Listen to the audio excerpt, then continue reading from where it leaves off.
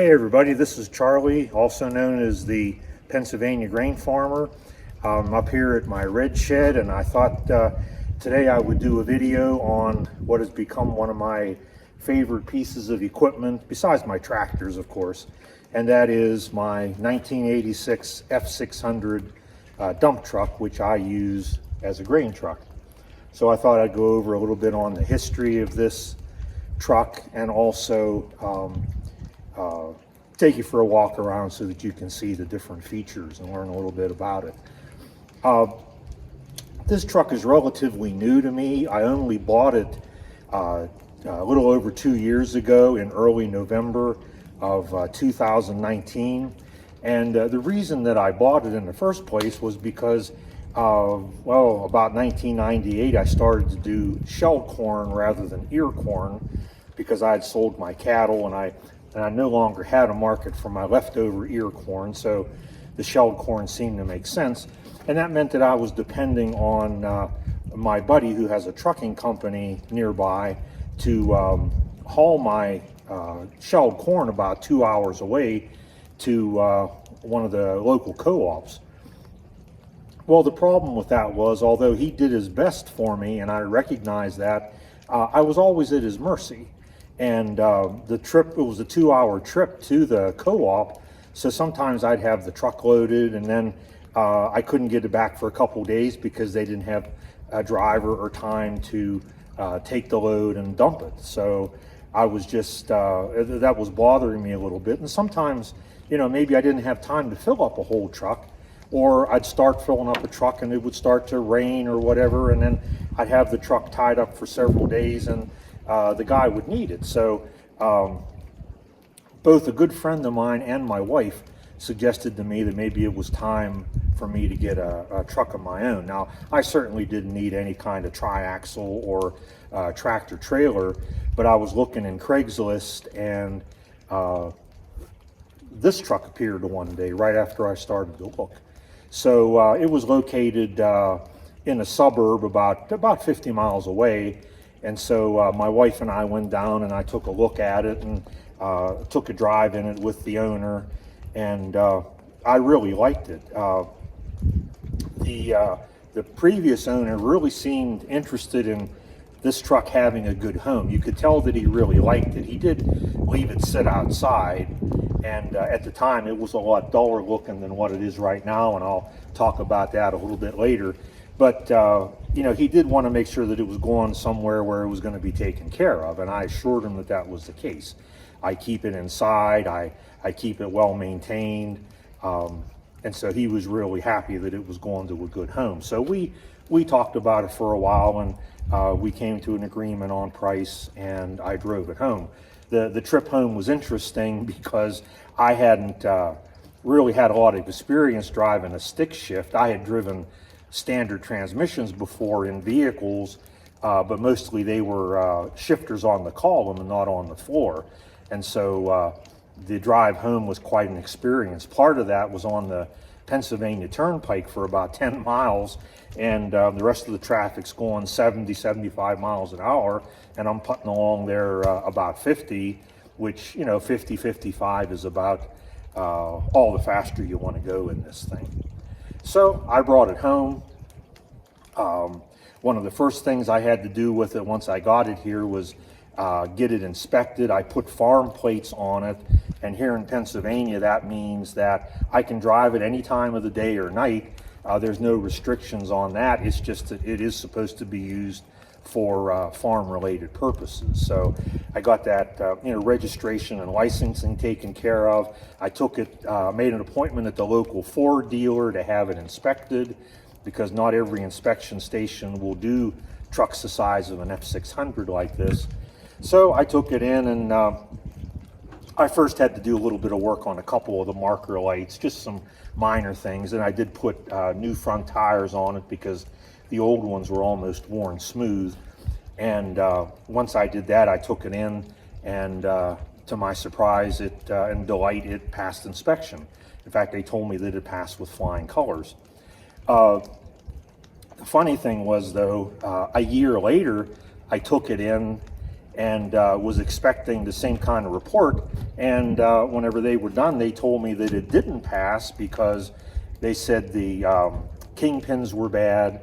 They said that the carrier bearing was bad. They said this has Lucas Girling brakes or parking brakes on it, which I'll show you a little later when we walk around. And one of them was leaking oil. And there were, a number of different things like that that they said were problems that I needed to get them taken care of. So I immediately called my buddy.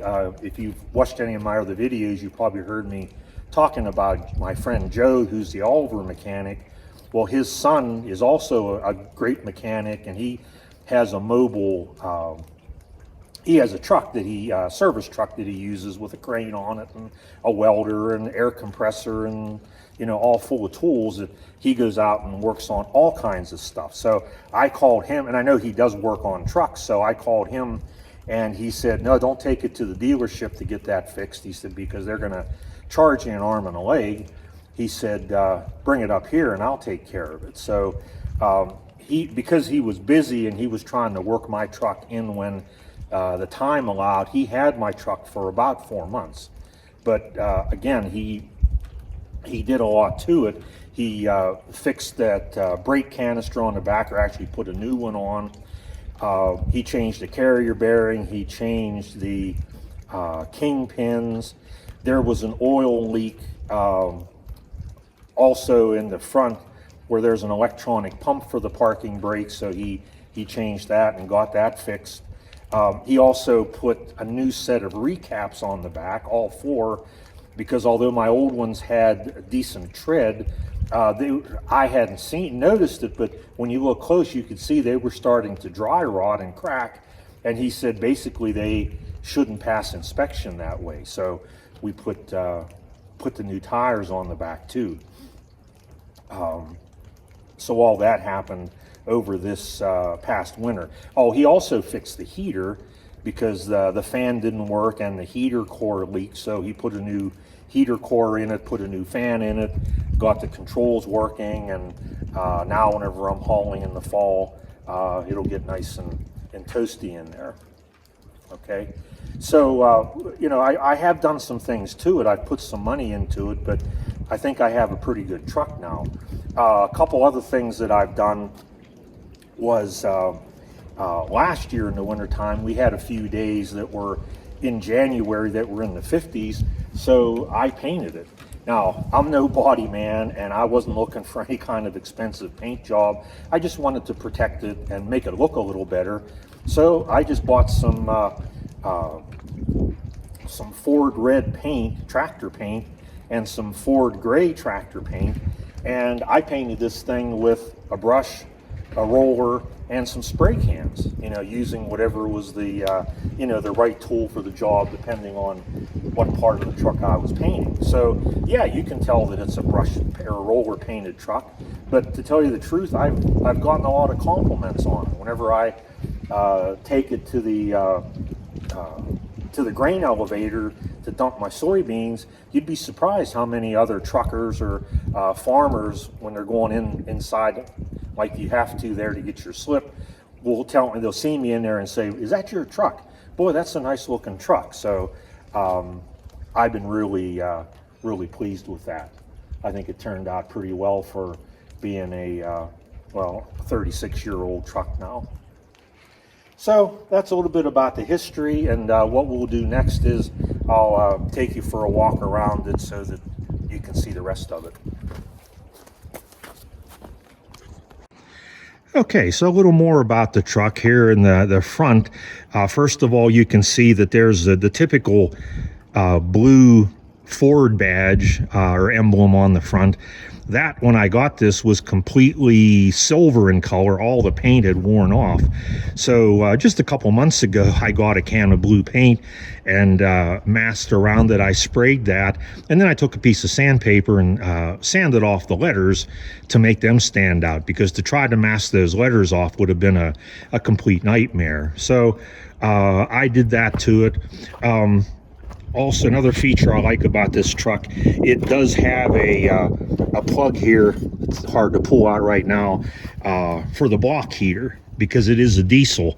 I don't know what engine this truck originally had in it, whether it was gas or diesel, but I do know that I'm at least the third owner, because the guy that I bought it from was not the first owner, and he told me that somebody prior to him had replaced the engine. I mean, obviously it would have had a Ford engine of some kind in it in 1986 when it was new, but somewhere along the line somebody put an 8.2 liter Detroit diesel in it. So that's what it has, 8.2 liters, or I think that's approximately 500 cc's. And the truck runs really well.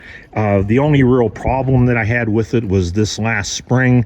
I was hauling some gravel from the local quarry for on my tractor roads here, and whenever it was getting hot, the truck was kind of missing a little bit, and at times it almost seemed like it wanted to shut off. In fact, with one load, I came back and stopped at the bottom of my driveway to get the mail, and the truck completely shut down, and I couldn't start it for a couple hours.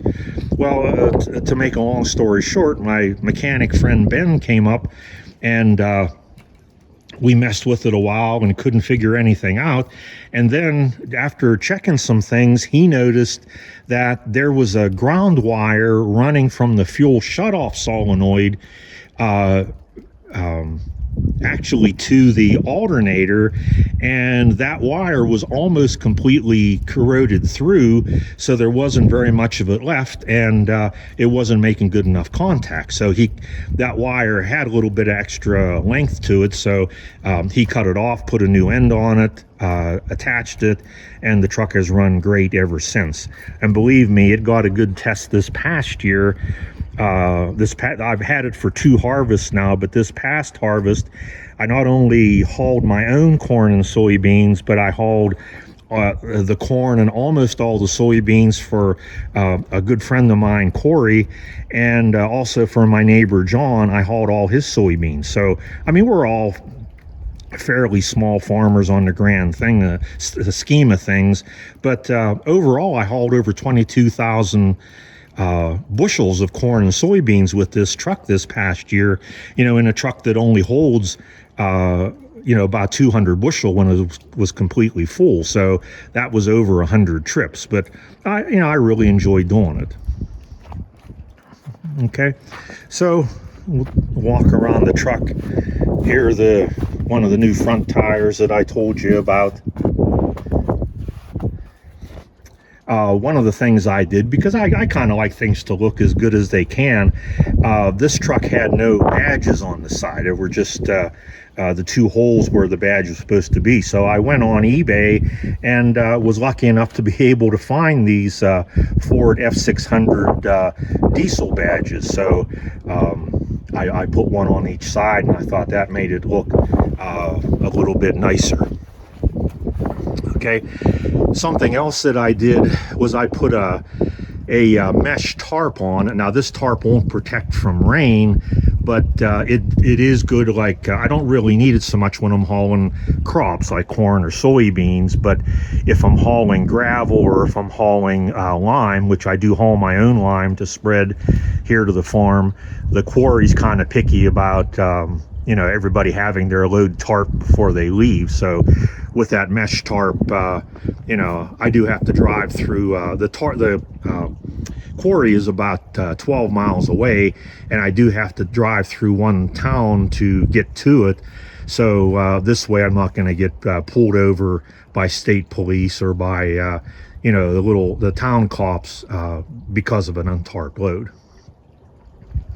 Okay, I also replaced the sideboards on this. I put there was just the one lower one whenever I bought it, so I bought new wood, and I put that second layer. I think it's another 8 inches on top to give me a little bit more capacity. When I painted it, I also put these markers down the back to make sure this thing stands out well at night. Okay, down here is the battery case. I did buy new batteries for it as soon as I bought it, because when I was going to drive it home, the owner told me that the batteries didn't charge well. Well, I took that lid off that case, and there's the two 12-volt batteries in there hooked together. Well, those two batteries, they were marked, they were 13 years old. And I said, I'm not going to try to drive this home with 13-year-old batteries, especially if they're not charging. So that was one of the first things I did, was bought new batteries to put in it. This is the reservoir for the hydraulic system to raise the bed. You notice that I have a pop can on there. The previous owner had a, it was just a plastic top off a paint can, which just sat on there very loosely and could have easily blown off. So I just took a Pepsi can and cut some slits in the top so that it would push down and kind of friction fit over top of that opening, and that way it keeps dirt and everything out of there. Okay, here are the rear tires. These are new recaps that I got a year ago. My friend Ben helped me out with them, and they have a lot better traction than the tires that I had on there before. Okay, back here in the back, I did replace a couple of these marker lights. I also replaced both of the tail lights because they each failed at different times, and it was the lights themselves, so they weren't that expensive, so I put both of them on new. And you notice that I have my license plate kind of blanked out there, as well as the banners I have on the side, just so that I can remain anonymous. Something else that my friend Ben did for me, and this was before the first harvest where I used it, was he put this grain door in the back. Prior to this, the door was solid, and that would be okay where I dump my soybeans, because they do have the capability at that elevator to be able to unload that way. But what I'm doing now, rather than taking my corn to an elevator or to the co-op, I take it over to my friend Corey's. I don't have bins here. I'm set up really for ear corn and never put any bins up, and I think it's really too late in life for me to do that now. But my neighbor, who's just 2 miles away, said I can take my corn over there, which I've done for 2 years now, and at his farm we dump into an auger, so I needed a grain door like this. So when Ben was working on my truck, he put this grain door on for me, and that really works great. Down here, you can see this is the canister that I told you that Ben replaced for me. These, again, are Lucas Girling brakes. They're very good parking brakes, but they're also very expensive. And this is the new one he put on. What I found about a month or so ago when I was underneath here servicing it was that it's leaking just a little bit. So I talked to Ben. He called the truck parts store where he got this one, and they said that it's under warranty, so he already has a new part. He just has to find some time when he can swap out this one for the other new one, and then that should be fine.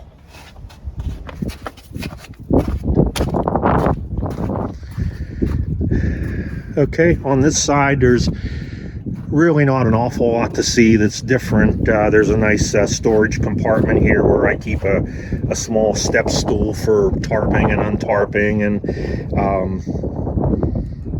and some markers for in case I break down and that sort of thing. And the fuel tank, which holds, I believe, 38 gallons. So if you hold on just a second here, we'll go inside. Be right back. Okay, inside I guess it's just your typical 1986 Ford truck. Okay, speedometer, the tachometer doesn't work. Gas gauge works, the oil pressure gauge works. The temperature gauge there on the dash doesn't work, but the previous owner put a new temperature gauge over here, which works just fine. Okay, radio also doesn't work. And by the way, I forgot to mention when I had this here, I don't know if you can see it, but this truck has 76,878 miles. When I got it, it had a little over 73,000, so I put between 3,000 and 4,000 miles on it in the 2+ years that I've owned it.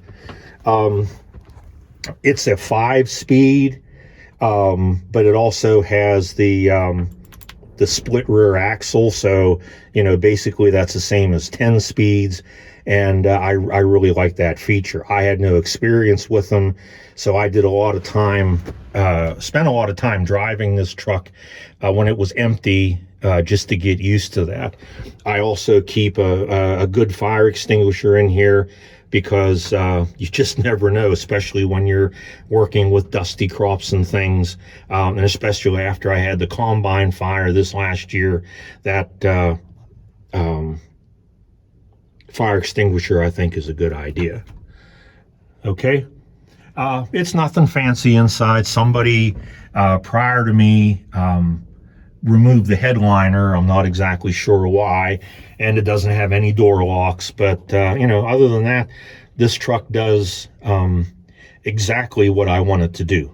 Oh, something else I forgot to show you. Over here are the levers for dumping it.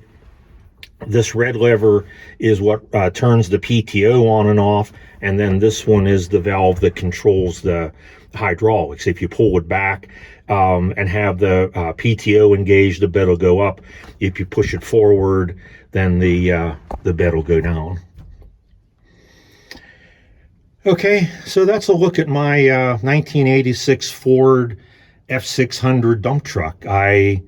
I really enjoy driving this truck. Again, it's nothing special, but I feel like it, just like my friend Soybean Farmer feels towards his F600. It's there's just something about them, and I just fell in love with it, and they're really fun to drive. And my only regret is I wish I would have bought something like this sooner in my life.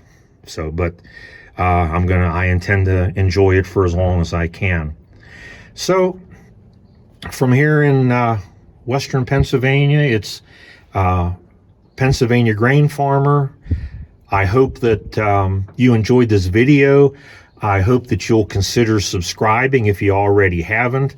I hope that you'll share it with others if you feel there's something worthwhile here. And I hope that I'll see you again soon. So until then, I'll see you next time.